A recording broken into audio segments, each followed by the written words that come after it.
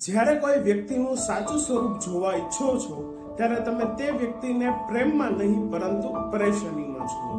સાયકોલોજીના મતે વ્યક્તિ જ્યારે પરેશાનીમાં હોય છે ત્યારે તેનું અસલી સ્વરૂપ બહાર આવતું હોય છે.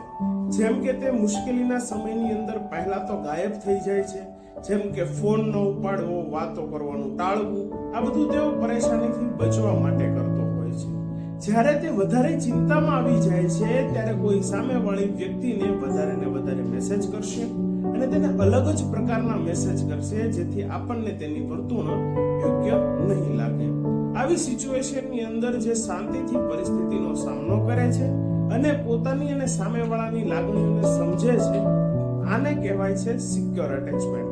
એટલે જ માણસને સમજવું અઘરો નથી. બસ એના પેટર્નને એકવાર ઓળખી જઈએ એટલે આપણને તે વ્યક્તિ વિશે દરેક માહિતી મળી જતી હોય છે. આભાર.